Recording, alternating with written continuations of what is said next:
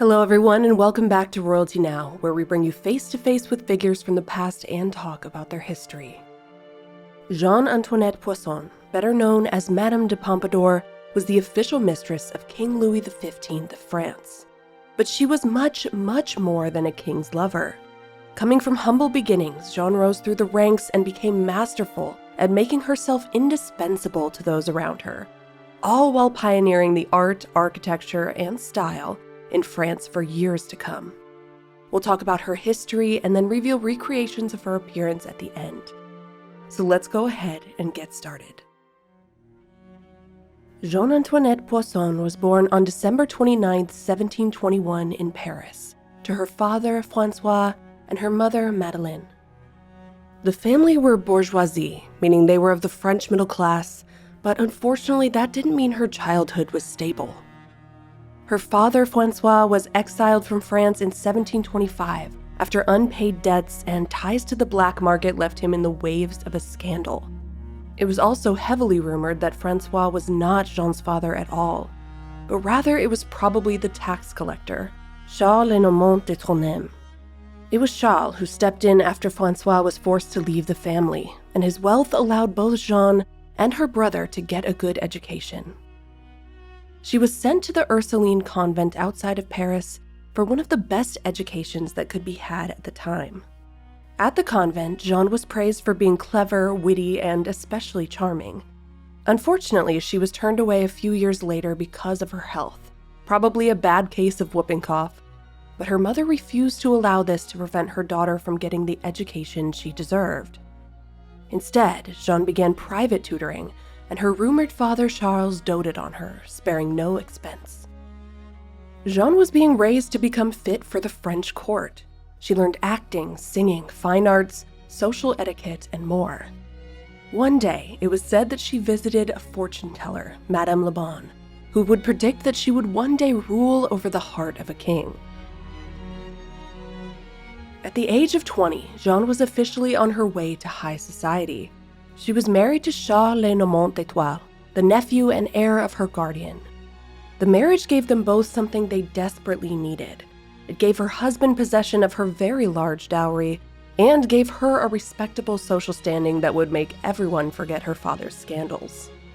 While initially her new husband was not happy about the match, he soon fell under her spell and became enamored with his new wife. This seems to be a common theme for Jeanne. Once she turned on the charm, you were helpless. They became quite a happy couple. They had a son who unfortunately died in infancy and a daughter who was born in 1744. Jeanne even joked that she would never leave her husband, unless, of course, the king came calling. Soon, she was a social butterfly flitting around the salons of Paris, constantly making new friends and expanding her hobbies and interests. One of the most impressive things about Jeanne was that she could hold a conversation about nearly anything: politics, floral arrangements, writing, poetry, or science. When she crossed paths with some of the giants of the Enlightenment period, like Voltaire, Montesquieu, and Charles Duclos, she held her own with each and every one. All were impressed by her quick wit and sharp tongue. When she wasn't in Paris, Jeanne and her husband lived at their estate at Étoile, which was situated very near royalty, right on the edge of the royal hunting grounds in the forest of Senart.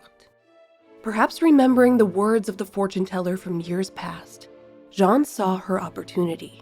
She was now right under the nose of King Louis XV, and in 1744 she decided to make herself known to him. One day, as the king hunted with his party, Jeanne just happened to be crossing through the hunting grounds in a bright pink carriage, wearing a dress of vivid blue. Amongst the green of the forest, it was impossible not to notice her.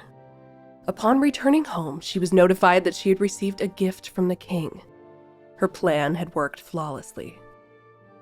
Just a few months later, the king's current mistress, Madame de Châteauroux, died.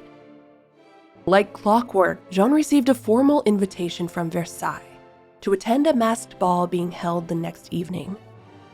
In a smart and charming move, Jeanne decided to dress as Diana the Huntress, referencing the first encounter she had with the king in the forest. It was said that at this ball, Louis XV unmasked himself and publicly declared his fascination and affection for the beautiful Jeanne. Only weeks later, Jeanne was given an apartment in Versailles, directly above the king's as his new mistress. But there were a few technicalities that needed to be taken care of before Jeanne could be presented at Versailles. First, that pesky husband of hers. On May 7th, their separation was formally announced. Also, she would need a title. The king purchased a parcel of land, the Marquisate of Pompadour, in June, and gifted it to Jeanne, making her the new Marquise de Pompadour. In September of 1745, Madame de Pompadour made her formal entry before the king. Jeanne knew that the only way to survive at Versailles would be to play the game of politics, and do it well. Hundreds of royal mistresses before her had floundered, failing to make an impression, and quickly losing the interests of the kings they served. This would not be Jeanne. She intended to have real staying power and wield her new power and influence wisely. She immediately made an effort to make a good relationship with the queen, Marie Leczinska, swearing an oath of loyalty to her. As a result, Queen Marie favored her over all of Louis's past mistresses, and this set her up with a good start.